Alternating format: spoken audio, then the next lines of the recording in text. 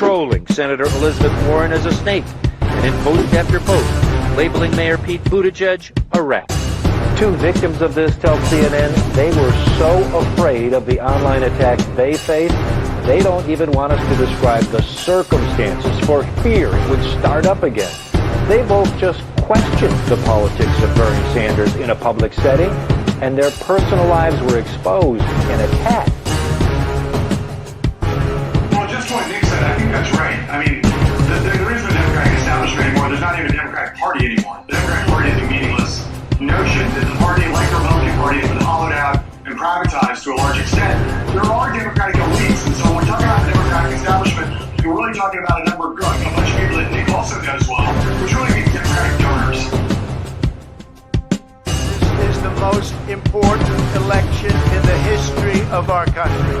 This election is the most important in the modern history of this country. The election in 2020, without hyperbole, is going to be the most important election this country has undergone in over 100 years. Not a joke. This November's elections are more important than any I can remember in my lifetime, and that includes when I was on the ballot. There are just 8 days left in what is the most important election of our lifetime. Where did you guys come to a conclusion about why Clinton had such a hard time just owning that she did something wrong with the email server? You know, I know that Russia and other forces would love us to have a debate. This is exactly what they want. They want us to have a debate about the internal structure of Hillary's campaign, what's true, what's not true. And I'm just not going to play that. I'm sorry. Yes, we came, we saw, he died.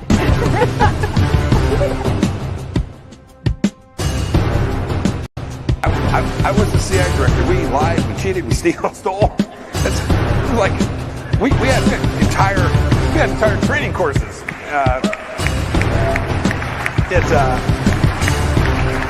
It reminds you of the glory of the American experiment.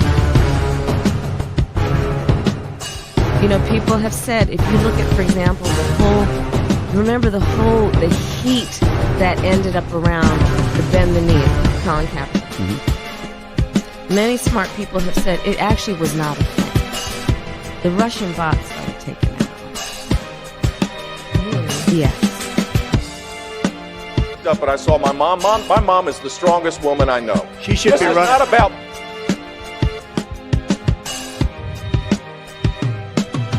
If you're like me, one of the millions suffering from pain caused by migraine, Nurtec ODT may help.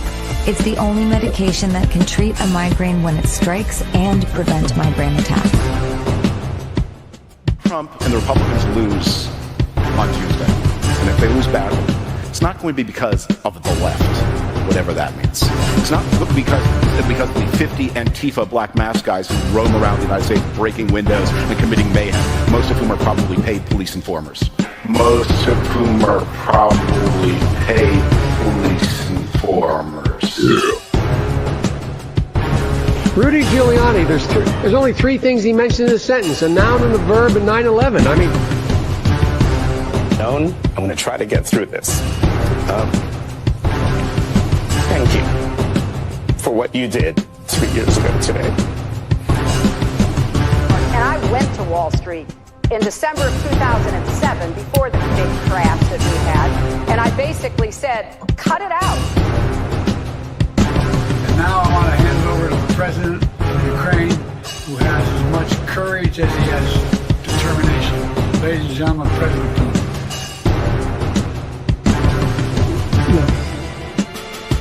If we finally beat Medicare. Thank you, President Biden. This version of Biden, intellectually, analytically, is the best Biden ever. He is sharp, intensely probing, and detail-oriented and focused. They're eating the dogs, the people that came in. They're eating the cats. They're eating the pets of the people that live there. And this is what's happening in our country. I can't do it. We'll do it live. Okay. We'll do it live. Fuck it. Do it live. I'll write it and we'll do it live. And thing sucks. In 5, 4, 3.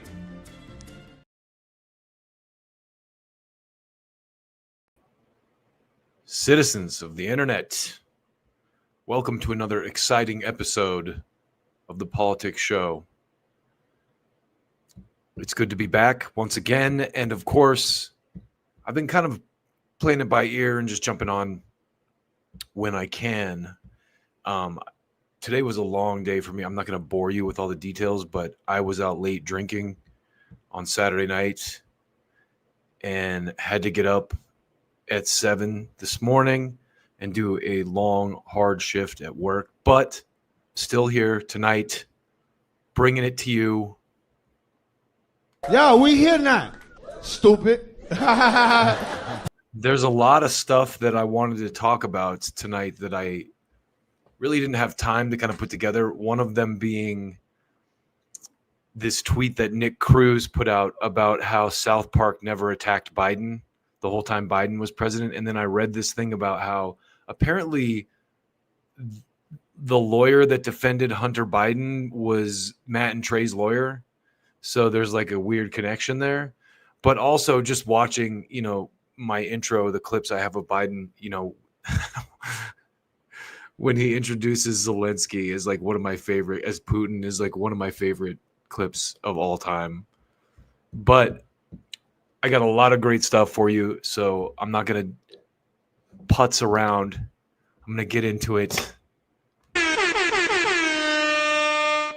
I kind of slapped this thumbnail together today just to have something, but there's a running theme. As I start to put these shows together, I'm kind of like cherry picking the stories of the items that I want to talk about, right? And usually as I'm putting together kind of the outline of the show or the I don't know what you call it, the bullet points, I don't really write anything scripted, but I do kind of like lay out like a, just an order of operations, so to speak. And as I do that, I'll start to notice a theme in the content I have. And this tended to be the theme today. And I think if you stick around for this piece, I'm going to do on Hasbro 2.0. It relies largely on some footage from a channel called Drag Therapy. And dude is a Palestinian drag queen. And it's an hour-long video that I only clip kind of the intro and a couple other small parts, but the whole thing was such an eye-opening. It's like an hour long, and I was just glued to the whole thing. And he doesn't drop videos, like every day. But when he does, they're always bangers. So we'll get to that in a few minutes. But I think tonight we're going to start with your boy, Howard Stern. Oh, yeah. And his good friend, former vice president and former Democratic nominee, Kamala Harris. I tried so hard and got so far. So I wanted to start this with some footage I kind of sniped from Nerdrotic. And Gary does some really great commentary. Just to show you kind of how lazy I was tonight, a lot of the clips are just other people reading articles, so forgive me for that, but I think it's relevant, and these people do add their own kind of flair as well. So, but yeah, rather than listen to me read articles all night tonight, you're going to get to hear other people read articles. So let's start with the kind of preface to Howard Stern. Now, I want to kind of begin this by threading a needle for you. And that is, I feel like a lot of these shows, and again, I say I feel like because I don't have any hard proof of this, but even bands and TV shows are getting money from the government, from NGOs. And if you Google, USAID funded TV shows, all you'll get is a slew of links in Google that are like, people are saying that USAID is giving money to TV shows, and that's a conspiracy theory. So you get, which to me says a lot. That right there tells me that there's something there. So listen to this. Let's watch this clip with Gary, because they open by talking about just the state of American media right now, and I think he has some very relevant commentary here about Operation Mockingbird. To be in the news regularly.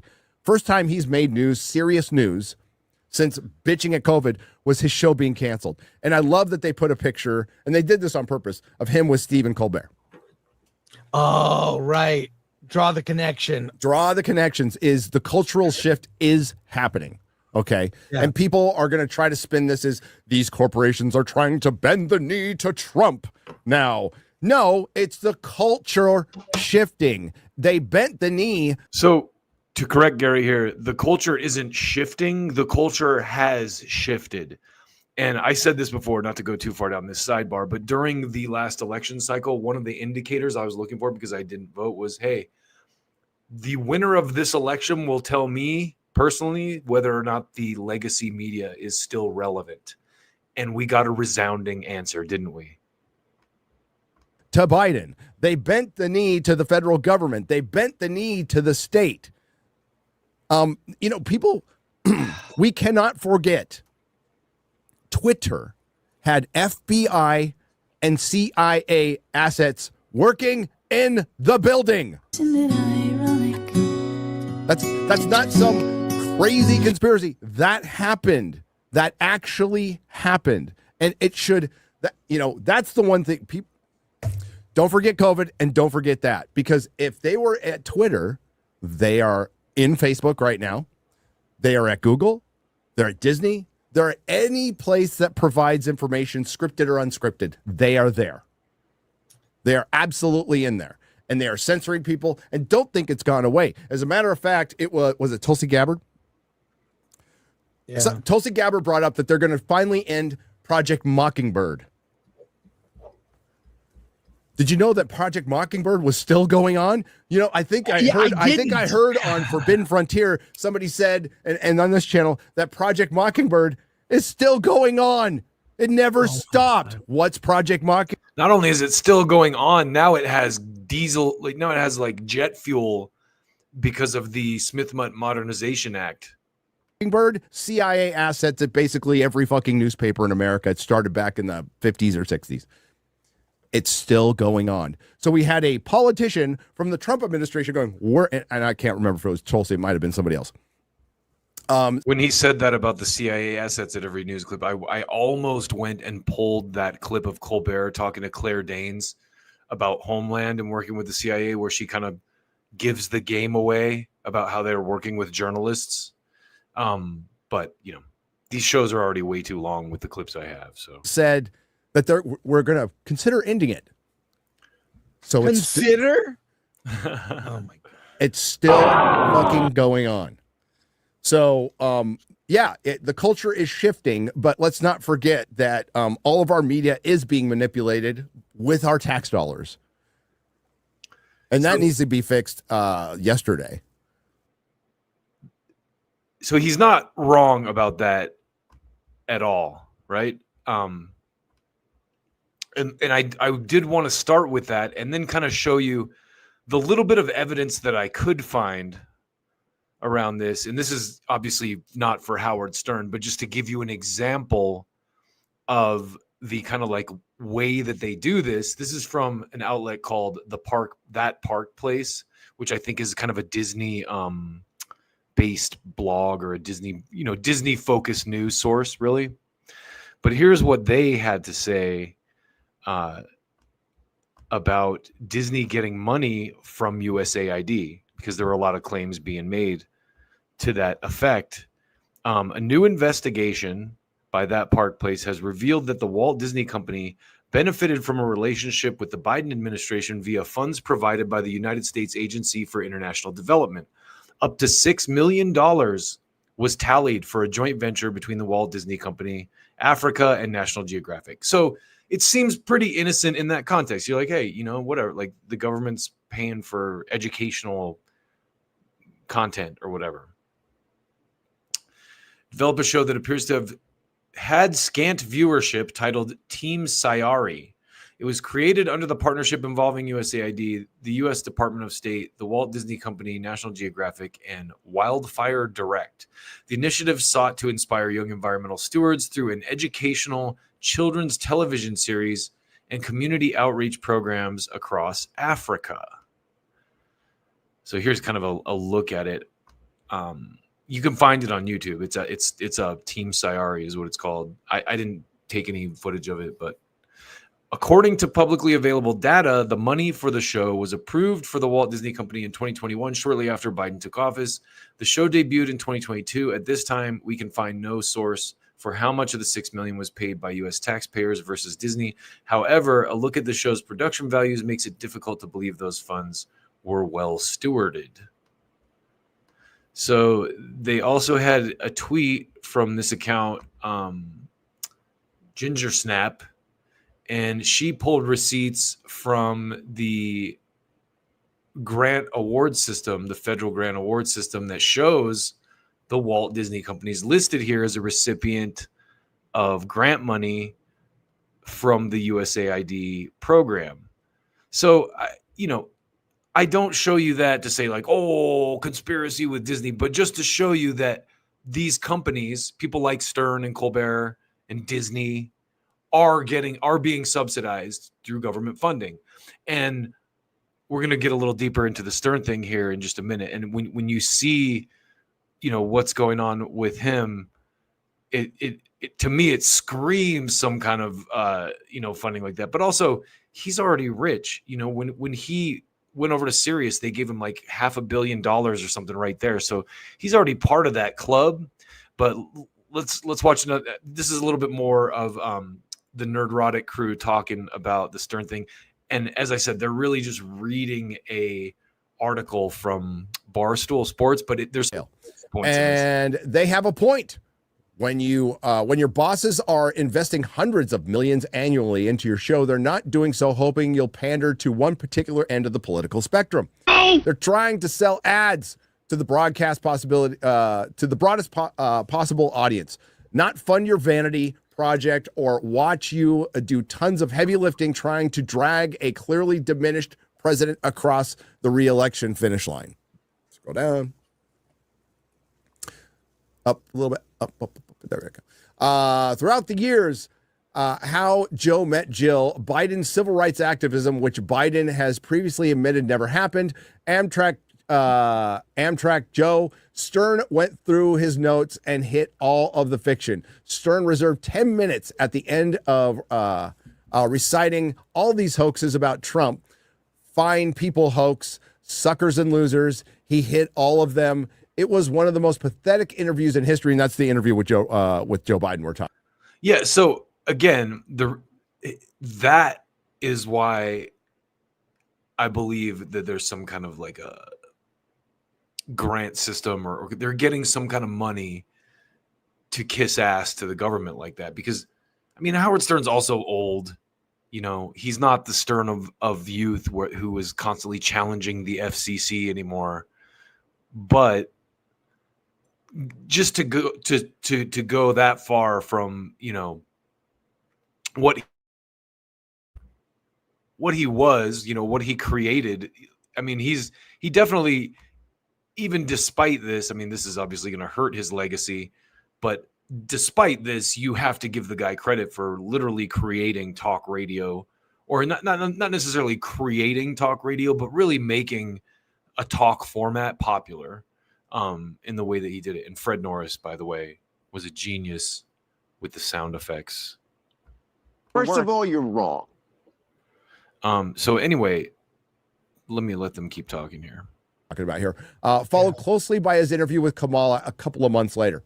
Look, getting an interview with the sitting president is a legitimate use of your airways. He'd be crazy not to take the opportunity, but there are plenty of outlets for that kind of content without having to pay for SiriusXM subscription. And fawning interviews with politicians was never what Stern listeners listened to him for, which is true. It's also interesting to note that Biden didn't go on like Joe Rogan or any of those podcasts because they wouldn't have stage managed it as carefully as people like Stern and Colbert did for the Biden campaign.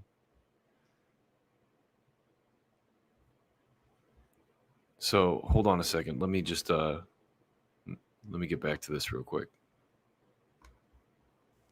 Oh God, Dom Lucre, fuck that guy. I love that he's like Dom Lucre, fuck that guy. Gary's opinions do not necessarily represent the opinions of this channel. I just want to say that up front. I don't know Dom Lucre, but I'm sure he has some kind of reason for that. To me, the real reason Stern is out of a job after decades of getting fined by the FCC, protested against, threatened with boycotts, ripped to shreds from truly outrageous moments. For instance, and then we can show the picture with George Jefferson. So just to stop right there, because I think it was Benny Johnson or one of the kind of like right-leaning podcasters that showed the video of Howard Stern. That's very incriminating video of him in blackface. That is missing context, and I'm not saying that the context makes it okay, but if you remember what happened, Stern was actually making fun of Ted Danson because Ted Danson at the time was dating Whoopi Goldberg, or I don't know if they were married, but I know they like had a relationship. And because he was with Whoopi Goldberg, I think he thought it was okay for him to do this blackface joke, and he kind of did it. And there was this huge outrage. So Stern is kind of making fun of that to provide context. But anyway. Talking about how good-looking high school girls were fleeing Columbine shooting. Jesus Christ. Oh, my God. Yeah. So the reason I thought this was good, too, is they kind of take a trip down memory lane as to like who the old school Stern was, and reminded me, wow, like it's amazing that like liberals are suddenly like, yay, Howard Stern, when you listen to the laundry list of like terrible things that he used to have a KKK guy, which I thought was funny because the guy was obviously dumb and it made the KKK look stupid, but the guy would say the N-word constantly, He's just like an outright racist. Scroll down. Oh my! He finally committed the one unpardonable sin in broadcasting. This is it. Howard Stern became boring. And more important. See, and just like with Colbert, the reason the USAID, NGO funding thing makes so much sense is because neither of these shows were making money. But they were allowed to continue probably because they were getting some kind of subsidy, the station or the parent company, in Colbert's case, CBS, in Stern's case, Sirius XM. They're getting some kind of that's why they do the ball washing Joe Biden interviews. That's like the trade-off for getting those subsidies. I'm sure and again, this is not verifiable fact, but it's kind of hard to deny that there isn't something like that going on. He betrayed his audience. There's one thing to become boring, but there's one thing to just go out there and outright betray your audience. And again, he's been bad for a long time. So a lot of his audience fled a long time ago. As soon as he went to Sirius and XM, he lost the edge that he had by going against the FCC. That's kind of what made him funny, was that push and pull. He would do things to skirt them, like say, they had an ad for Sofa King, Sofa King, like a furniture store, but they're like, our prices are Sofa King low. So it sounds like Sofa King, you get the idea.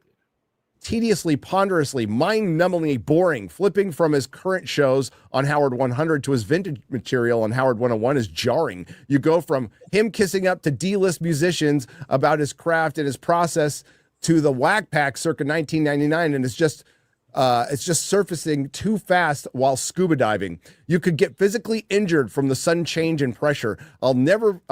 That's called the bends, for the record. Forget being at my old dead-end day job, listening to her Stern guest who could queef on command. I remember those days, Chris. He had her with the microphone in her crotch, queefing along with Flight of the Bumblebee. That was it. Co-workers baloney at people, girls' Yeah. butts, and just like they were all crude things he could get away horribly with. crude things. When they started reading through this laundry list of terrible things Stern has done, I remember so clearly he had this porn star whose stepdad came with her on the show, and they like hooked him up to a lie detector and asked him if he had like ever masturbated to his daughter's porn and stuff like that. It was pretty terrible. They had a bunch of that like weird incest type stuff and just like always pushing the envelope in the dirtiest, skeeziest way possible. Co-workers in the next room had to come in and do a well-being check because I was laughing so hard I couldn't breathe. Dude, I was too. Like it made your workday better. But in less than 30 years, he went from that insane, outrageous, genius comedy to demanding people get a COVID shots because he's scared of the virus and doing PR work for celebrities like he's a host of Access Hollywood. Nobody but nobody summed up Stern's demise better than Artie Lang. How he became the very thing he made a career out of, burning to the ground. And this is a quote. I think sometimes I stabbed myself and died and woke up in a world where Howard Stern likes Ellen DeGeneres dancing. He has her on the show and kisses her ass and tells her he looks forward to her dancing. Nobody changes like that. It would be like Hitler running a temple. Fucking Artie. Did you see his interview with Kamala? I only saw clips. It's been a while since we've heard from Keith Olbermann. Keith Olbermann, what do you I'll confess that I have licked Joe Biden's dick all the way through since 1975. What an ass kissing.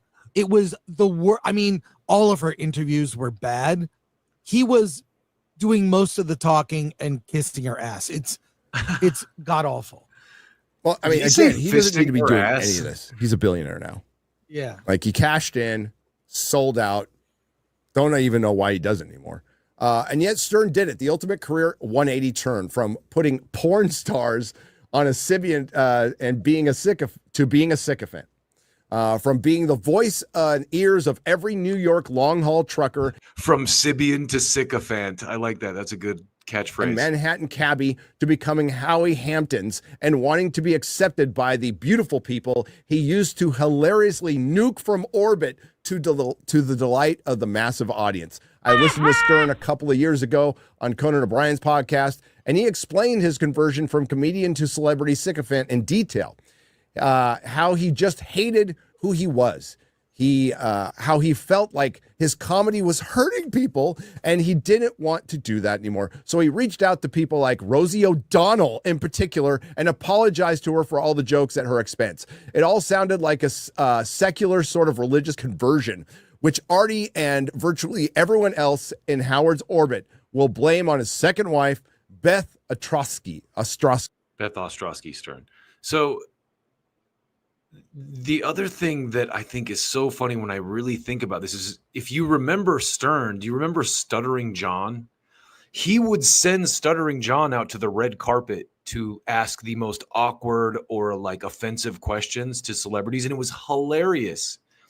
And now he's one of those people. But also, you know, age does that to you. I think it's like he already crossed those boundaries. You know, there's not really what's left for him to do at this point other than kind of fade into retirement or whatever. Sorry, I said Orsky, but it's Ostrowski. Stern, who he put in charge of his show almost as soon as they got married. She took over, got a big office that producer Gary Delabonte had always been denied, and they were all told to answer to her, with the result of being a pedestrian, monotonous radio. It was. I think that's a typo. It was supposed to say monotonous. It is today. The prime example of that shift was the leaked video of the staff meeting he held in 2013, berating his employees and demanding less in terms of funny radio and more in terms of booking guests with books, movies, and albums to promote. That's beautiful, man. I mean, okay, I kind of understand the, like Rosie O'Donnell, for example. Let's just talk about Rosie O'Donnell for just a second, because I used to love Rosie O'Donnell when she hosted the VH1 improv show. That's how old I am. You're probably like, what the fuck are you talking about, Dustin?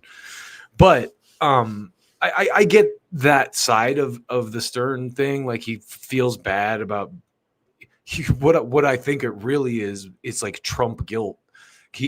Everyone hates Trump for doing the same stuff that Stern kind of did, and he went, "Oh, I'm like Trump, like I got to hurry and apologize and get on the good side, or I'm not going to get that sweet grant money anymore."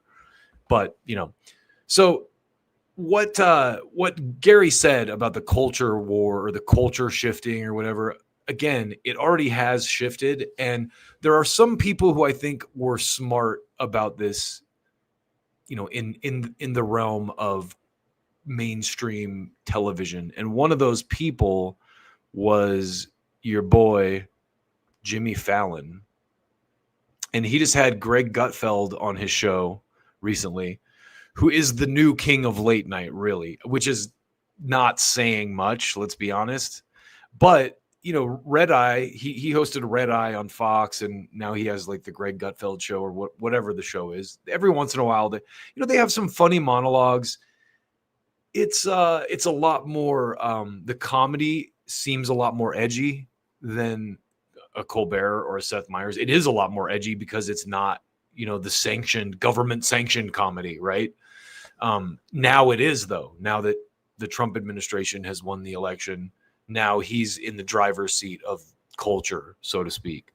And so I wanted to show you this clip of him talking about, actually giving praise to Jimmy Fallon, just as kind of a cap off to this whole Stern Colbert cancellation thing. This is pretty funny, actually. I brought fun by the gallon to our pal Jimmy Fallon. Our video of the day comes from The Tonight Show, where I was a guest last night. Spoiler alert, it went great. Here's a clip. Welcome to the show. That brought back memories. Yeah, this is hilarious. We've met before. Yes, you have no memory of it, which is understandable because we were wasted. So I walk into this bar, and I'm with my friend Andy, and then I see you, and you look at me, and you have your eyes just kind of explode, and you run towards me, and you tackled me like you're like a giant golden retriever. I'm sorry I tackled you. I know. It was great, though. It was all very good-natured, and it was a great memory, and I'm so glad I finally got to tell you about it. I'm so happy. Thank you, and welcome back. Welcome to the show. Thank you for telling us. I'm happy. That's a true story.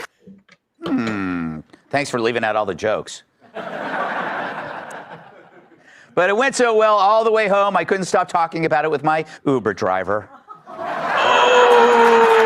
Oh, see, that's a pretty solid joke. That's pretty solid.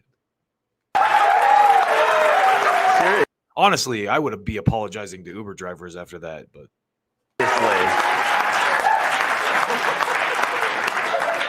And we had just as much fun backstage, though things got tense when I accidentally walked into the Jonas Brothers dressing room 5 times. But it was nothing like the critics predicted. They expected me, Mr. Evil Fox News, to attack Jimmy Fallon, and they were mad when I didn't. But I went on the show for the same reason I started this show. Late night needs more fun. I was a gracious guest to a nice guy, and if you expected me to tear into Jimmy, then you're as clueless and boring as Stephen Colbert interviewing Kamala Harris. Good joke. It took guts for Fallon to have me on the show, not only because he risked criticism from the left, but it exposed his audience to his handsome, witty, muscular competition. Talk about this coincidence. Jimmy Fallon's contract has just been renewed by NBC through 2028. You see that, Colbert? You should have had me on. And there's still time, Mr. Kimmel. I'll even bring the tissues. Oh, so there you have it. The culture has shifted, yes. But this is the thing, like, these guys like to call it the left or whatever. It has nothing to do with the left. People can see how fucking disingenuous people like Howard Stern and Colbert are. It has nothing to do with like whether they're Democrat or Republican. They're just fake. There's plenty of fake people on the right too. Plenty. And we're kind of seeing that split apart right now, which is cool. But let me go to the comments real quick for a second. Oh, we got our boy Truth Violates Community Guidelines. I have a really great segment later on that involves your screen name, Community Guidelines. So be prepared. It's a banger. Glad to see conspiracy theories have gone mainstream because it's facts. Yeah, it's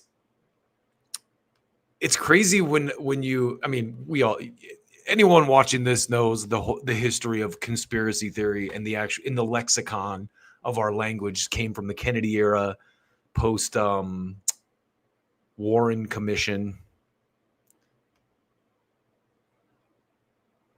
and one more old school Stern 90s. Yeah, there was a point, I think I was way into Stern because in my late teens, I moved out to LA on my own and I didn't have a TV or anything. All I had was just like a little boom box. And so I would get up, I worked like a graveyard shift. And when I would get home at night, 3 a.m. or whatever, Stern would just be starting on the East Coast. So a lot of times I would listen to the first 3 hours and then at 6 on the LA feed, they would start it over. So I'd like fall asleep listening to it. And then I'd listen to the whole broadcast, so I was a huge fan. I totally bought the Sirius XM shit when he went over there. And I was a big Stern mark. But let's get into some more serious things here. It's your guy, RFK Jr. And I put this little Photoshop of him together after the Democratic primary, after the Democrats, because I don't know if you remember how bad it got with him. Do you remember the whole hearing he did with Debbie Wasserman and all the Democrats where they just shat all over him and called him names, anti-vaxxer? And so, I say the same thing when it comes to Tulsi Gabbard too. It's like, these people, you can call them sellouts, you can call them, power whores, whatever you want, but they're playing the game in a way that, hey, they're actually getting their agendas put into place. You see with the Russiagate stuff, Tulsi Gabbard, I mean, I love that she's going at the Russiagate thing the way she is because of the way she was treated. She's a fucking veteran who was they pretended was a secret Russian spy. And, watching all this shit come apart is just so glorious to me.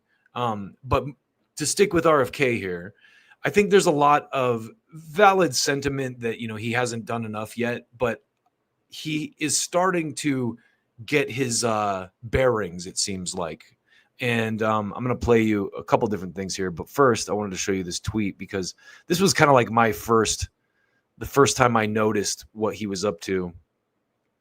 I saw this article from, this guy. I don't follow this Lucky Tran guy, but you know how Twitter is. The algorithm feeds you stuff in the For You side that basically, knows you will engage with because you're mad at them or, you're going to have some kind of flippant response. And this guy said, "This is so harmful. Scientists are developing mRNA-based cancer vaccines that could save so many lives. What a terrible, terrible man," is what I said. Kennedy cancels nearly $500 million in mRNA vaccine contracts. The kind of shot was first used during the COVID-19 pandemic, but the health secretary has been sharply critical of the technology. What they fail to mention is there's plenty of evidence that it doesn't fucking work, that it's completely useless. And we're spending $500 million on that. I actually applaud him for that, but it gets better. It doesn't stop there. Let me just play this clip of Kim Iverson to kind of shed a little bit more light on the mRNA thing, because I think she does a great job. And again, I'm just letting other people do the driving for me tonight. Has halted mRNA funding. This is causing quite a bit of an outcry, as you can imagine, but this is the story from AP. Robert F. Kennedy Jr. announced in a statement Tuesday that 22 projects totaling $500 million to develop vaccines using mRNA technology will be halted. Kennedy's decision to terminate the projects is the latest in a string of decisions that have put the longtime vaccine critics' doubts about shots into full effect at the nation's health department. Kennedy has pulled back recommendations around the COVID-19 shots, fired the panel that makes vaccine recommendations, and refused to offer a vigorous endorsement of vaccinations as the measles outbreak worsened. This is what Robert F. Kennedy Jr. had to say about the... Before we get to that, I love that, like, that's the thing they're trying to get him on, is the measles. Like, there's a measles outbreak and RFK Jr. wasn't like vaccines. Like, dude, measles is like such a benign disease for the most part. Unless you're like sick with 30 other sicknesses, it's not even gonna, like, your immune system will fight it off. So it's ridiculous. And the way that they frame this, like, you can see it in the language. This right here is why the culture has shifted. Not because of Democrat, Republican, because these fucking people are fakes. And it's obvious. The New York Times, oh my God. I had a piece prepped with Matt Taibbi and Walter Kern talking about the New York Times, but it was a little too,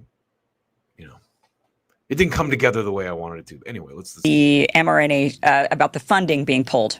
Hi, it's Robert F. Kennedy Jr. here, your HHS secretary. At HHS, we have a division called the Biomedical Advanced Research and Development Authority, or BARDA. BARDA drives some of our most advanced scientific research. It funds developments of vaccines, drugs, diagnostics, and other tools to fight emerging diseases and national health threats. Over the past few weeks, BARDA reviewed 22 mRNA vaccine development investments and began canceling them. Let me explain why. Most of these shots are for flu or COVID, but as the pandemic showed us, mRNA vaccines don't perform well against viruses that infect the upper respiratory tract. Here's the problem. mRNA only codes for a small part of the viral proteins, usually a single antigen. One mutation and the vaccine becomes ineffective. This dynamic drives a phenomenon called antigenic shift, meaning that the vaccine paradoxically encourages new mutations and can actually prolong pandemics as the virus constantly mutates to escape the protective effects of the vaccine. Millions. So here you have RFK Jr. actually explaining the scientific rationale behind what he's doing. He's like, hey, here's the science. This is why we're going to stop giving money to this. It doesn't fucking work. It's like the flu vaccine. It's a fucking money grift. Every time I ever got the flu vaccine, I got the flu. That's why I was instantly skeptical of this shit when it hit the fan. Of people, maybe even you or someone you know, caught the Omicron variant despite being vaccinated. That's because a single mutation can make mRNA vaccines ineffective. The same risk applies to flu. After reviewing the science and consulting top experts at NIH and FDA, HHS has determined that mRNA technology poses more risks than benefits for these respiratory viruses. That's why, after extensive review, BARDA has begun the process of terminating these 22 contracts totaling just under $500 million. To replace the troubled mRNA programs, we're prioritizing the development of safer, broader vaccine strategies, like whole virus vaccines and novel platforms that don't collapse when viruses mutate. Let me be absolutely clear. HHS supports safe, effective vaccines for every American who wants them. That's why we're moving beyond the limitations of mRNA. When asked for a response, the Democrats had this to say. You're an anti-Semite. Respiratory viruses and investing in better solutions. Thank you. That's going to piss off a lot of people for a lot of different reasons, right? You're an anti-Semite. For the fact that he's going to be ending funding for mRNAs. There's still a lot of people out there that believe they worked. I mean, I don't know why these people believe that. It's unclear what makes them think that mRNAs worked at all during the pandemic. I mean, a lot. Anyway, we're getting into dicey territory now, so we'll kind of duck out of that clip. But wait, there's more. I'm going to bring in your boy Jimmy Dore right here, who kind of, he says what I'm thinking on a lot of this, and again, I'm just going to let him drive. They would be cheering it. But because they've been propagandized, mind controlled into hating RFK, they can't bring themselves to cheer this on. RFK getting it done on the vaccines. He announced the repeal of a policy that rewarded hospitals for reporting staff vaccination rates. So if you got your staff, if a certain percentage of them were reported as vaccinated, then they got money. They got money from the government. And So again, here's two concrete things he's done. Now you have to also remember he has Jay Bhattacharya in there, which is such a huge deal to me. That was one of the guys, the very most prominent, Harvard, I think he's Harvard educated scientist who was like, yo, this isn't the right way. So it's for my money, you know, I didn't vote, but I keep defending the Trump administration because of stuff like this. It's a tiny change so far, you know, 8 months into the year, 8 months into the first term or the second term, but it's something, you know, and I can guarantee you none of this would have happened if Kamala had won the election. And people are upset about this. So now he took away that incentive. And why are people going to get now? If you have to give people a financial incentive to get vaccinated, what is especially medical professionals? What does that tell you? If you have to give them and if you take away that financial incentive, nobody's going to get vaccinated ever again, right? That's what I'm to conclude, right? I mean, according to my friends in Hollywood who don't know anything, yeah, that would be a disaster for all. Hooray for natural immunity! All the Americans who go unvaccinated into the future. Then the Earth's going to be filled with people, and then what are we going to do? Travel to other planets? I mean, come on. You got to get people vaccinated. And let's just remember this, that the last year's flu vaccine, it had a negative efficacy, which meant if you got vaccinated for the flu, you were 27% more likely to get sick with the flu. See, I'm going to pontificate for just a second here because we have allowed... I'm not anti-capitalist. I'm not I'm not a Marxist per se. I definitely don't discount Marx. I think he had a lot of great points, and I've read Das Kapital, and I think it's a valid argument, very valid, probably a lot more valid than what's going on right now. The point I'm getting to here, though, is we have allowed capitalism to get to the point where you have Bayer, who owns Monsanto, that makes Roundup that causes debilitating diseases, then turns around and sells the cure for it. So when I hear this shit about the flu vaccine having a negative efficacy, the realist in me, the cynic, not the conspiracy theorist, the person who goes, oh, wow, there's a lot of money on the table there, thinks, okay, if there's a negative efficacy, these companies have a bunch of fucking other drugs they can sell you now because you have the flu. So it's just like the Monsanto, the Bayer grift, where they're causing cancer and selling you the cure. They're causing flu, and then, oh, by the way, we've got we'll give you COVID, and then we got remdesivir or whatever the fuck we're gonna pump into your veins next. So it sounds to me, I'm not a medical professional. Please don't take any advice from me. I'm just making an observation. It seems like the flu shot made you sicker. That's what it seems like. I don't know. I'm not negative efficacy. We would call it. Yeah, this year's flu shot linked to higher flu risk. That's from the Cleveland Clinic. So let's just keep that. So that was so the premise. This was like a Biden era thing. We're going to pay you at your hospital if you get your staff vaccinated. That was the Biden rule, big idea, that the higher staff vaccination rate would lead to fewer healthcare workers getting sick. But that's not the case. The Cleveland Clinic study showed that's not the case.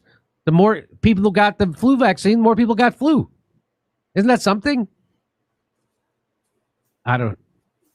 Here we go. I guess who's still getting a flu shot? You must be. I think the ad for the flu shot should be, hey, you're a busy consumer, and let's be honest, you're too stupid to even listen to this entire commercial.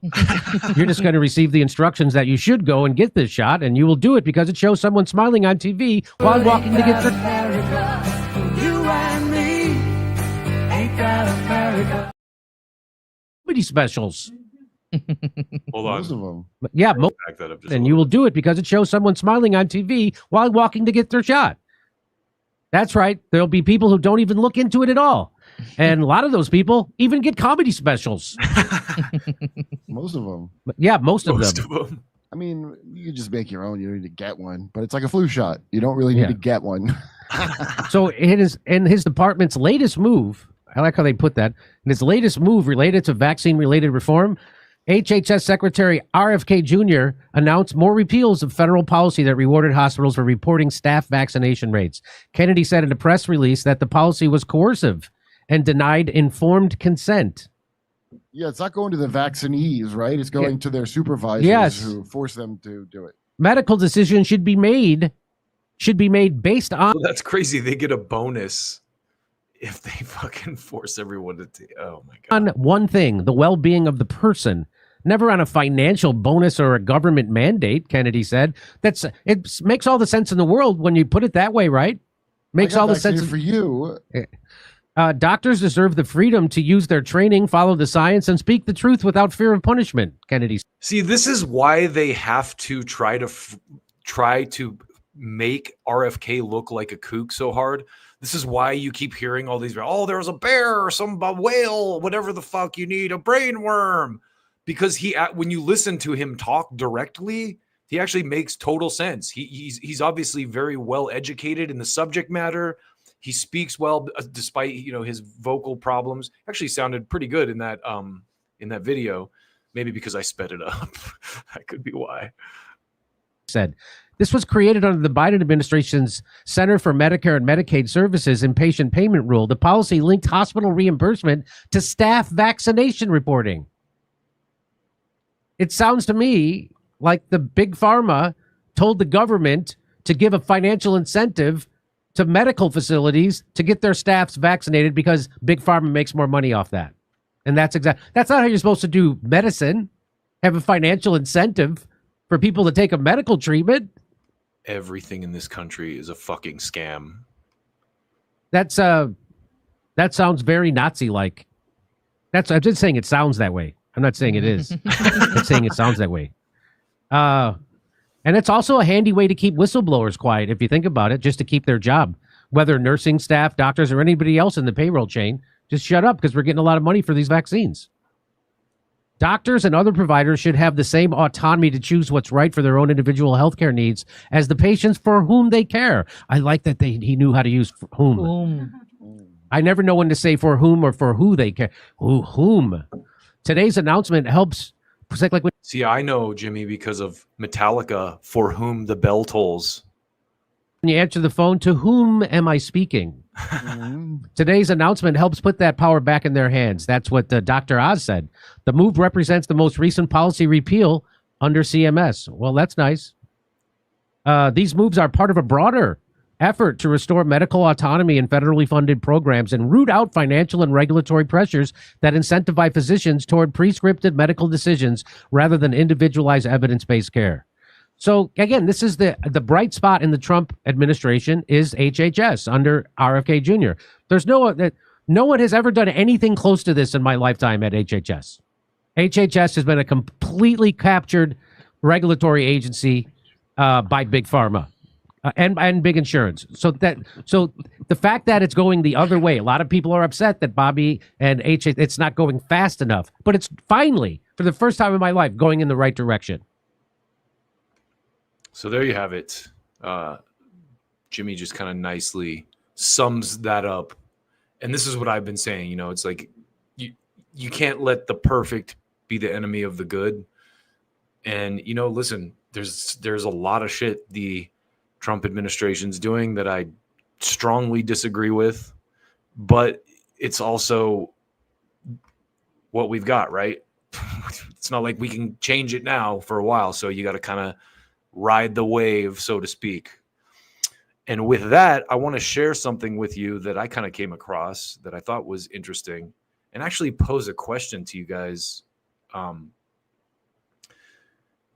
How has the economy felt to you recently? Because I feel like inflation has been easing maybe and things are getting cheaper, but maybe that's just me. Then the other day I went and bought eggs, which I usually buy, which are $5.95 for an 18 pack, and they were $1 more.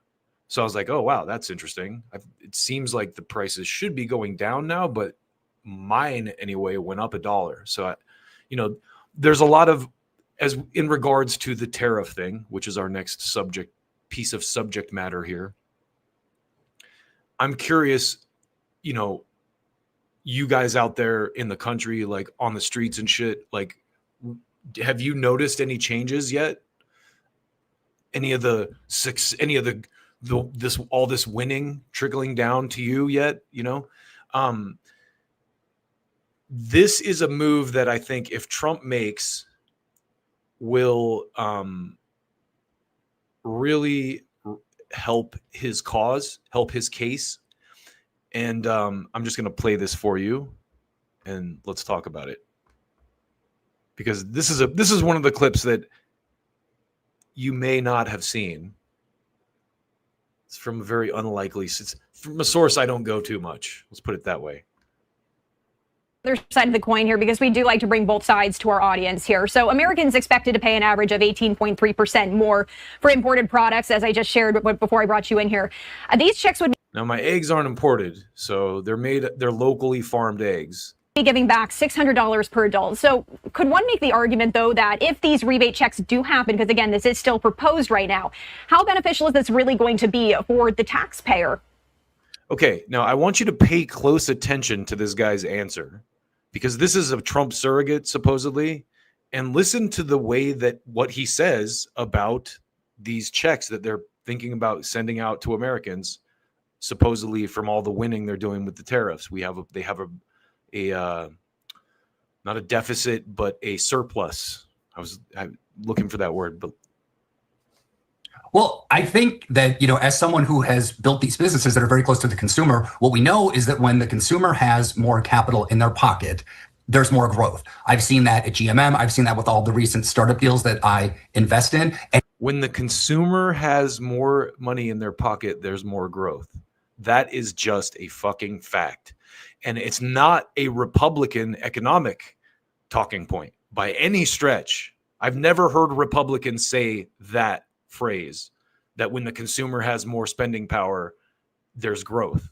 So again, baby steps, but I think even in an area like this, we might be Trump's thinking about doing a stimulus. Basically, they're not going to call it a stimulus, but this would be a fucking stimulus. This is the type of thing that will actually help the economy move. And if he sees the numbers bump up again, I wouldn't doubt if he does it multiple times. But let's listen to this guy. And this is the key thing. This is maybe the first time ever where consumers would get a check in the mail, which is deficit neutral. This is the first time that we're talking about having money going to people that was not actually raised in our own treasury. So I think that that's a very important thing for people who may not even understand on Main Street, well, what is a tariff? But when they get a check in the mail, they're going to like that. And number two, when they come to understand that money actually came from foreign governments who are trying to sell into America, I think that it's going to be pretty pro-growth. Also, it works to offset any of the additional costs that the tariffs put on people. So if you're giving them money back and they have more money to spend, then the additional costs that the tariffs may or may not cause, I'm not an economist. I don't claim to know how that all works. I'm sure that it does cause some kind of an increase in cost, especially for companies that source, you might not even source your product from overseas, but you source, tools or ingredients to make your product from overseas that become more expensive as a result of these tariffs. So this has kind of a two-pronged effect in the sense that, first of all, it kind of brings people on board for the tariff thing who might not have been on board for it otherwise if they're getting a check in the mail and they're really feeling that it's working, or you're even if it's not working and you're just doing this as a patchwork thing, it's going to be good on that level. And if the tariffs are causing pain financially, this will help to offset that. I want to talk about President Trump's recent comments on tariff rebate checks, because, again, this was introduced because President Trump said, hey, we're looking into this. So how has this had influence on the financial markets? Has it had any influence since he has stated this? Well, yeah, I do think that, President Trump is all about what I like to call animal spirits. He wants people to feel good about investing in America. And so when he gives money to people based on the fact that he made a lot of other countries blink, when you see the deals that he struck with the EU and with Japan, these are historically asymmetrical deal in the favor of America. And to take some of that revenue and give it to people, I think that it's gonna create a lot of calmness in the market that nothing bad is going to happen. How could this impact trade relations with other countries, though? Well, look, if I am one of these rival countries right now that hasn't struck a deal with President Trump, this is going to make me that much likelier to negotiate. Because a lot of people in April, you know, when Liberation Day, when the market sort of cratered, people thought, oh, Trump's just going to back off. But like you've said, we're at an 18% rate right now. And I think that compares. I can't remember who said this. I think it was the rapper Lil B, but he's like, the market is just a bunch of rich people's feelings. So accurate. So accurate. To 2% last year. Trump is bringing in tens of hundreds of billions of dollars. And I don't think he's just going to turn that off. So I think that it's going to absolutely be positive from a game theory perspective. And, you know, I'll also tell you, as someone who is kind of a fiscal hawk, I wish they would use all the money to pay down the debt. But I think he's making a pretty smart political calculus here, because he rode in 2024 sort of as the Main Street president. And I think that this is a way where he wants to show his base that what I campaigned on, I'm actually delivering. So there you go. That is a potential thing that could happen. You could get stimulus checks from Donald Trump. What a fucking crazy world we live in, huh? All right. So this next piece is, I think, the kind of banner segment of the night. This is the one that I really think has a lot of meat on the bones, so to speak. And we're going to go right from praising Trump for stimulus to this, the reality of the world right now that we live in. He could be living an easy life, relaxing in peace, but instead he chooses to fight for the people of Israel. So I don't know if you have seen what's going on the internets. I'm sure you have, citizens of the internet. We connect on the internet. We know what's going on the internet. And there has been a lot of just people be clowning themselves, I feel like, you know, just people that you can tell are not being genuine in the things they're posting and saying. And I had never heard this term Hasbara before. I'm not going to say it a lot because I don't want to get my stream locked or something. But there's this channel that I love called Drag Therapy. And the guy is a Palestinian drag queen. And he does these videos that are just kind of very in-depth dives into this subject matter. And when you have a government that looks like this, wow, that was a very poor segment. When you have a government that looks like this, I love this. I think it's time to really look behind the curtain as to why. And, you know, I think, as I said in the last broadcast I did, we're at a point where the post-duopoly thing has become more of a reality than ever because of subjects like this, because of political issues like this one. And so I want to show you, this is kind of just the intro to this piece that Drag Therapy did on this new wave of propaganda that we're getting. I highly recommend you subscribe to his channel and you watch this full video. But this is his primer, his kind of like opening thesis, so to speak, and it's just this, you know, 5 minutes on its own is so good, and you'll understand kind of why I love this guy's channel so much, just from this opening. That Zionists have changed their strategy. Majority of Gen Z have an unfavorable impression of Israel. And my friends, I think the reason of that is that we're losing the digital war. And we have to figure out a way to win the digital battle.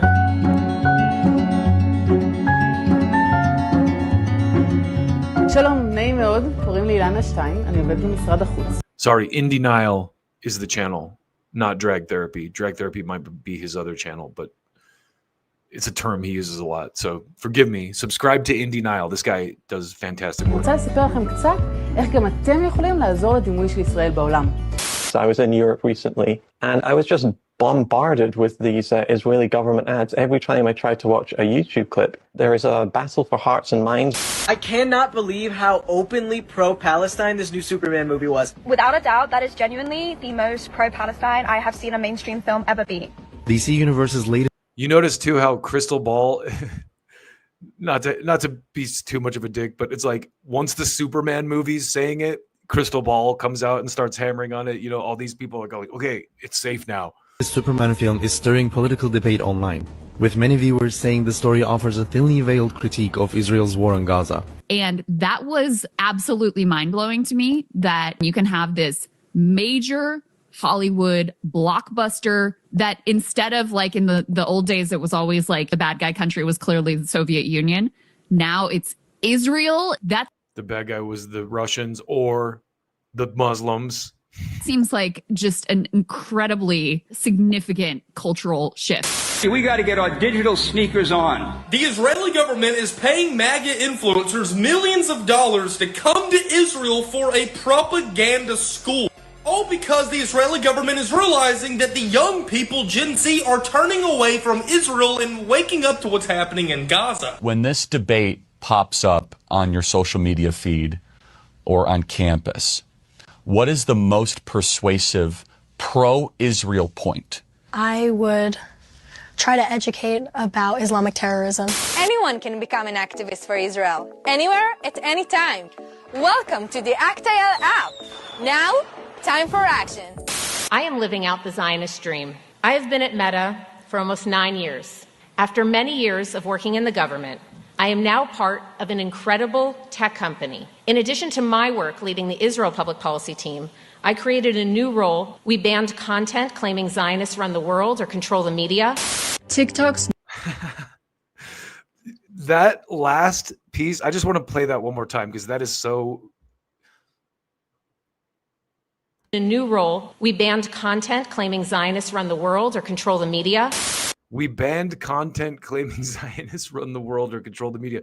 So she controlled the media to fucking prove that to get rid of content that says Zionists control the media after she admits she's a Zionist. What a fucking brilliant. Let's watch that one more time. Content claiming Zionists run the world or control the media. In addition to my work leading the Israel public policy team, I created a new role. We banned content claiming Zionists run the world or control the media. TikTok's new hate speech manager is ex-Israeli Forces instructor Erica Mindell. Her role will include focusing on moderating anti-Semitic content. Mindell previously served as an Armored Corps instructor for the Israeli Forces. I think that Israel is not doing a good enough job with telling our story, our perspective. While Israel cleared hundreds of trucks that crossed into Gaza, the UN refuses to distribute the aid. So we're really living through just the most enormous propaganda campaign that we can really envisage. Because we have to remember, Israel has an almost infinite control and sway over Western media. So it can say the most idiotic, ridiculous thing. I think that the word genocide, when it comes to the IDF, is completely unacceptable. Our belief, our values, our liberal democratic values. And that sets us apart from the jihadists, the fundamentalistic, and of course, exactly like the regime in Iran. Israel launched Operation Rising Lion, a targeted military operation to roll back the Iranian threat to Israel's very survival. I want to assure the civilized world. That's Benjamin Netanyahu, Prime Minister of Israel himself, which really shows the importance of this propaganda operation for the Israeli government.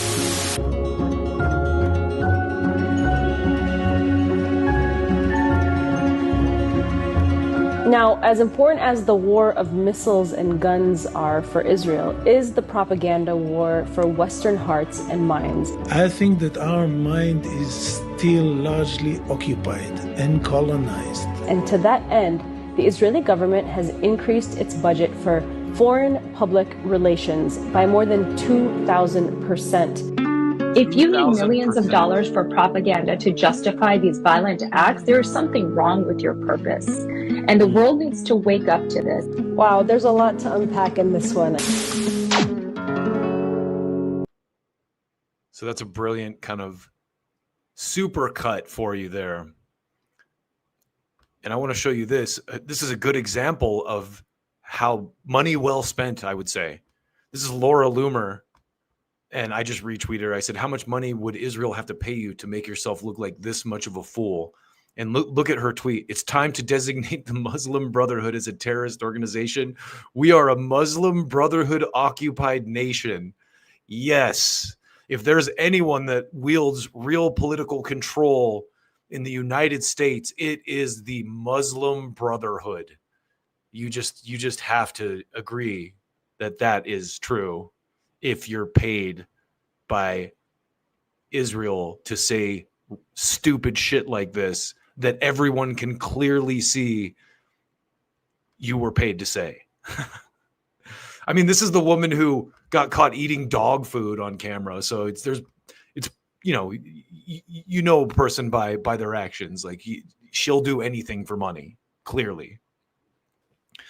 So I want to show you too, Glenn Greenwald did this piece recently, just kind of showing you the victim card that these people play all the time. And Ezra Klein did an interview with Mahmoud Khalil, the guy who was swept up in the ICE stuff for saying bad things about Israel. And I'm just going to play you some of Glenn's commentary on this so you can kind of see how ridiculous this conversation is. Clips that viralized all over social media and then into articles. And it's going to be the subject of all sorts of op-eds and already has been. Here's one of those exchanges. To me, it felt frightening that we had to reach this moment. And Ezra asked about October 7th and what his views are on that, and this is the context for that. To me, it felt frightening that we had to reach this moment in the Palestinian struggle. And I remember I didn't sleep for a number of days, and Noor was very worried about like just my health. And it was heavy. Like I still remember, like I was like, this couldn't happen. And you're an anti-Semite. We had to reach this moment. What moment is this?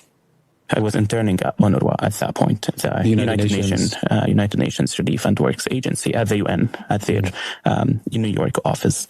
And as part of my internship, my research and work was focused on, Palestine, on the situation in the West Bank. And you're an anti-Semite. It's not sustainable. You have an Israeli government that's absolutely ignoring Palestinians. You're an anti-Semite. With Saudi and just happy about their Abraham Accord without, looking at Palestinians as if Palestinians are not part of the equation. And they circumvent the Palestinian question. And it's clear, like, it's becoming more and more violent. Like, by October 6th, over 200 Palestinians were killed by Israeli forces and settlers. Over 40 of them were children. So that's what he means by that, just by the way, is when he says that over 200 Palestinians were killed in Gaza and the West Bank by the IDF and by settlers, he means just in 2023 alone. So from January 1st up until October 6th, a lot of people like to portray Israel is just sort of minding its own business, being peaceful, doing nothing, and out of the blue. Nothing happened before October 7th. It's just like 9/11. They're just like partners in crime. Our special day where everything changed and we can do whatever we want now to anyone we want. For no reason whatsoever, Hamas attacked, even though there was no problem at all there. There was no conflict. Those are just facts. I mean by, like, unfortunately we couldn't avoid such a moment. And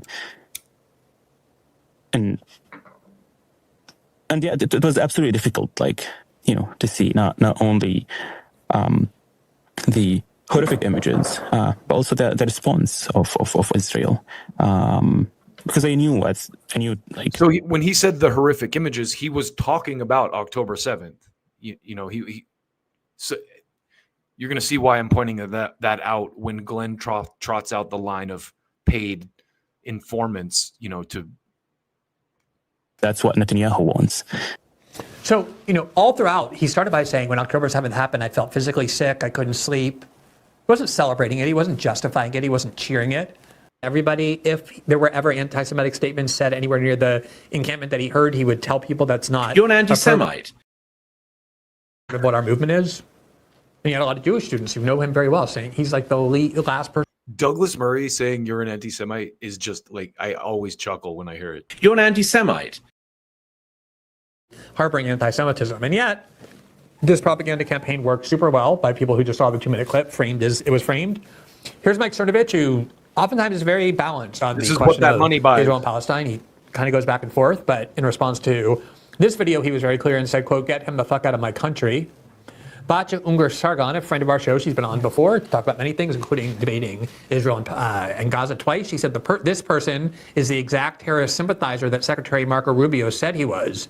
It is appalling how many Democrats were willfully conned by a person who justifies terrorism, which we all knew, out of hatred of Trump and Israel. Hatred of Trump and Israel. She's actually friendly with Glenn too, so it's funny that he's mocking her. Okay, so she's saying he justified terrorism. And you heard the clip, and we're going to get to that in a second. Here's Barry Weiss, the whole crew, on August 6th about the Khalil clip. This is absolutely insane. Listen and think about what he's saying here. We couldn't avoid the slaughter of the Beebus children? Really? Eli Lake. Mahmoud Khalil is a con artist. His job is to fool dumb American leftists into embracing a death cult. It's amazing that Colombia would ever admit him and that he was given a green card. Okay, I just want to pause here for a second. Just take the word leftist out of that, because leftist is like a pejorative that these people use. It doesn't even mean anything. They don't even know what a leftist is. It's a Democrat to them. But if you take that word out, he says his job is to fool dumb Americans into embracing a death cult. Who does that sound like? We just saw a 2,000% increase on their death cult influencer money. I think he's owed due process as a permanent resident, but this man is a dirtbag. Here is the projection with these people is out of control. Is Stephen Miller, not the one who works at the White House, but the person who writes under the name Red Steez on Twitter. He said we had no choice but to use motorized he's satirically paraphrasing what he thinks Khalil said. He said we had no choice but to use motorized paragliders of death and machine gun down a bunch of innocent concert goers and families in their homes is certainly a take. Imagine thinking that people with hang gliders are a threat to people with tanks and an Iron Dome and billions of dollars worth of weapons from the United States. You just heard him say targeting civilians is never justified. Here's Sean McGuire, who's the fanatical Zionist and Israel loyalist who What's your name, scumbag? Has drawn a lot of attention to himself and controversy by some completely outlandish statements. But he's a partner in a big Silicon Valley venture capital firm. But he said this, quote, "As a reminder, Zoran Mandani has been campaigning with Mahmoud Khalil." Now, just want to say this. So they're trying to hang Mahmoud Khalil. They're trying to basically scare people into with the anti-Semitism thing again, to hang it around Mahmoud or this Mamdani guy. And I want to tell you real quick before we continue with this, my take on Mamdani, because I like the guy. I think he's great. And I think the fact that he's winning says something about the Democratic Party. The same thing that Bernie said about it. It's like the people want something like that. They want someone who actually focuses on domestic issues and wants to help. But this is what I think about Mamdani. He's another Obama. He's another Cory Booker. He's another AOC. He'll say all the right things on the campaign trail, and once he gets in there, he'll be a good little doggy and do what the party tells him to do. If you want someone who talks like that and will actually implement the policies they're talking about, you can't vote for Democrats. They've already proven that. So that's my take on Mamdani, even though I've kind of ignored him because I'm not really, it's a New York local thing, and it is what it is. But to continue with the, well-funded opposition to ending genocide, I had to find a context to show this in, because Dave Smith absolutely brutalized that Alex Berenson guy who was good on COVID but is good on nothing else. And I think this is a good clip to show, just to give you an idea as to how weak-spined how weak the spines of these people are. And Dave just goes in on this guy. If you haven't seen this, this is another one where it was hard to watch. It honestly got hard to watch. I couldn't even watch all of it, but I'll just play Twitter. But then he said that Dave's never faced a real reporter before who's going to be asking him all these tough questions, who's researched him. So, Mr. Real Reporter, you called me a Holocaust denier, pinned it to your Twitter. Back that up, sir. Okay. There's my opening. All right, that sounds fine. I'm going to play a tweet. I'm going to play it's a 34-second clip from YouTube. Okay. It's called A Nazi and a Jew Walk Into a Bar. It's you and Richard Spencer. Oh, okay. How pathetic already. This is a disaster. Say when. That is, again, the problem of libertarians that, I think we might joke that they're autistic. And what we mean, it's a harsh joke. But several of them actually are. Right, that's right. Well, the alt-right, if they cured autism, the alt-right would just disappear overnight. It would be it would be our Holocaust. Anyway. Except this one really happened. Right. He's joking. He says that and they both crack up laughing. It's clearly a joke. And I want to say too, just in the context of this, that Richard Spencer guy, I honestly don't know that much about him, but the alt-right and all this stuff, in retrospect, when I look back on this era, was this like a 2017 or something? The propaganda around the alt-right was so strong because they were a threat to the old guard. They were a threat to the status quo Republican Party. And as you can see, they're not the same. I just played you a clip of a guy arguing that giving people money to spend in the economy will cause growth. I've never heard the Republicans say that ever. They sound to the left of the Democrats, even on economics. So now I look back at this stuff like, oh, well, Richard Spencer and the alt-right are clearly a Nazi movement. And I go, maybe not. I didn't know that much about them. That's just what, and again, that dynamic right there is why when I hear the shit about the ICE raids or how the tariffs are ruining everything, or the constant, the endless humming circus drone of these mainstream outlets, I just disregard it. I want to back it up. And I'm not saying that they're all lying all the time. Sometimes they do good work, but it's rare. It's usually on behalf of their advertisers. But anyway, just gets really pathetic. Do you need to hear that again, Dave? Because that's you denying He's joking. Hey, can you not tell? Come on, guys. We got to be real here. That's obviously sarcasm. I don't even have to explain. This is ridiculous. Oh, dude, come on. Wait, have you lost this debate this badly? 1 second. Let's play it again. You found an old joke, dude? Are you this pathetic? Play it again? Did you not play it again for me? Let's just listen to it. No.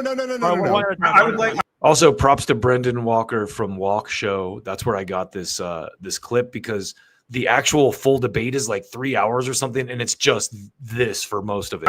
Yeah. No, we played it, Alex. Let's hear it again. Okay, one at a time. Okay, Alex, you go first. Alex, talk. Oh, and then Jesus Dave. Christ. Okay. This is embarrassing. Alex, go. And then Dave. Okay. Let me know when we can play it again. Rod, do you really need to play it until again? David says what it says. No one in high school knew what the word anti-Semitic was until Ye made it popular. Is this really how you're opening the debate? That I made a joke 10 years ago? That's what you got to back up calling me a Holocaust denier? I'm sorry, you need.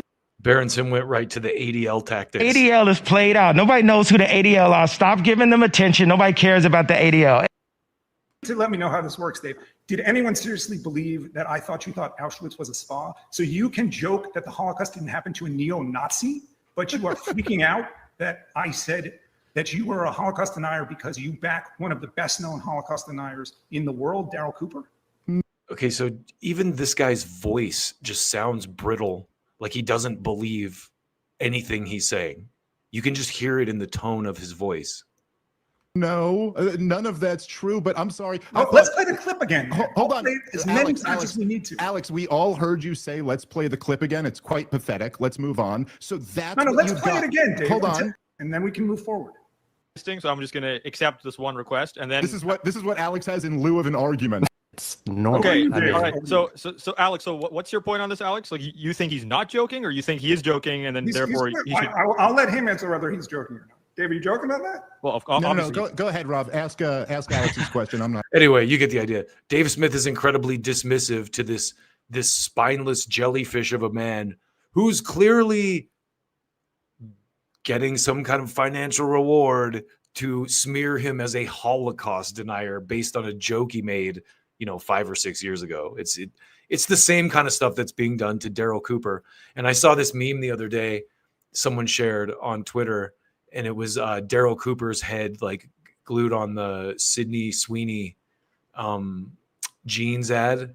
And I just thought, wow, that's so accurate on so many levels, mostly because the same drama queen morons who lost their shit over the Sydney Sweeney ad and were like, that's racist, are the same drama queen morons who thought Daryl Cooper was a Nazi because of a silly tweet he sent out about the France shit. If you listen to the guy's actual content, it's very clear he's not a racist, he's not a Nazi, and it's very clear why he's being smeared as such. So there you have it. There's one last piece to this, and this might be kind of this is just the chef's kiss to all this. This is another clip from Indy Niles' Hasbro piece, and this just kind of you're gonna love this. Just let's enjoy this together. Israeli Prime Minister Benjamin Netanyahu. What's your go-to at McDonald's? No, I'll tell you, Burger King. We did the double, Whopper. The double. I haven't ripped Burger King in a long time. Burger King kind of sucks. Yeah. Israel has increased their Hasbara budget, which is their propaganda machine, with $150 million, and part of that money goes to. Those guys are like, yeah, let's talk about fast food burgers with a war criminal. Jesus Christ. Influence people in college campuses. Hire influencers like you, getting them into fancy trips to Israel, giving them this filtered, layered picture. So even if October 7th didn't happen, you were used in a propaganda machine. So you were recruited in March 2023, and you were activated in July 2025. So also, to be fair to the Nelk guys, that's pretty legit that they had Bassem Youssef on as well. They did. I'll give them credit for that. But listen to Indiana. And once again, even though that there's no proof of payment slips to these people, here's an old gem. This is so strange. My video of me talking about how I was offered $5,000 to support Israel publicly on my TikTok page was just taken down. This email was sent to my business email that community guidelines violation. I keep going back to that lady at Meta who's like, we censored content that said that Zionists control the media in the world. It's like, do you even hear yourself, lady? We censored content that claimed that we run the media. We controlled the media to stop people from saying we control the media. These are the kind of brilliant minds that we get in these types of jobs. That's one of the reasons I stopped using Facebook for the most part years ago. I have set up with my management where they basically say if I go live and pledge my support to Israel, they'll give me $5,000, saying I've fallen for the lies of rabid dogs and it's essential to not spread the lies of terrorists. An absolutely horrible racist email. And I know I'm far from the only influencer right now who's getting emails and offers like this. This was the comment section of that video. One mutual got offered $2,500. Another mutual got offered $750. That's why Israel and its supporters keep accusing people who speak up for Palestine that they're being paid by Hamas or Iran. They're projecting. Now here's another. Or Qatar. Tucker Carlson.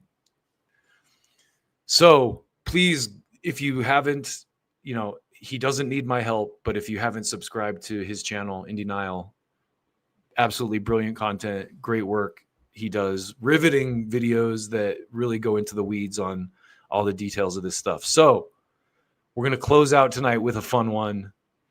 You may or may not know this, but there was a John Fetterman. There exists on the internet a John Fetterman diss track by a real rapper.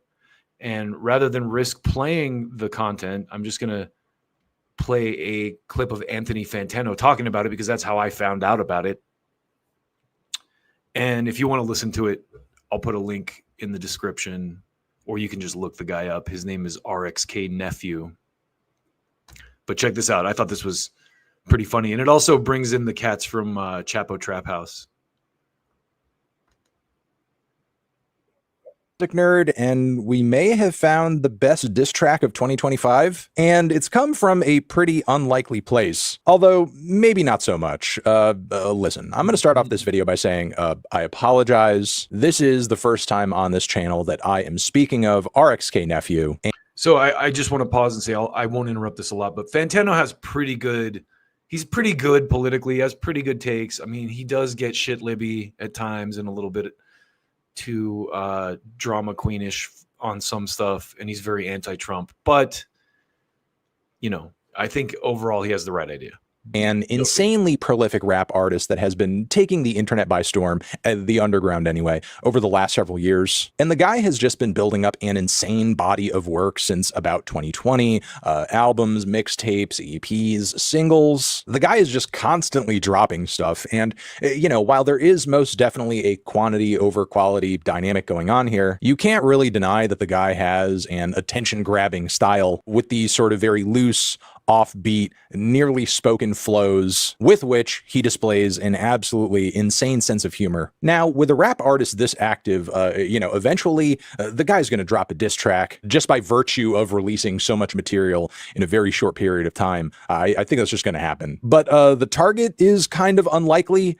Congressman John Fetterman, somebody who maybe everyone watching the channel isn't 100% aware of. But let me get straight into the point and just say the guy is an absolute troglodyte, and don't let the D next to his name fool you if you do happen to lean Democratic when you're voting. Despite the fact when he was originally running for this office, he was like really kind of pitching himself as a progressive, but he has since entirely given up all such labels and is just sort of like pretending like he never did. Essentially gaslighting his voters while simultaneously just being like a lapdog for Israel. It's sounds like the entire Democratic Party, Anthony. Yeah, it does. Also, this goes back to what I was saying about Mamdani earlier.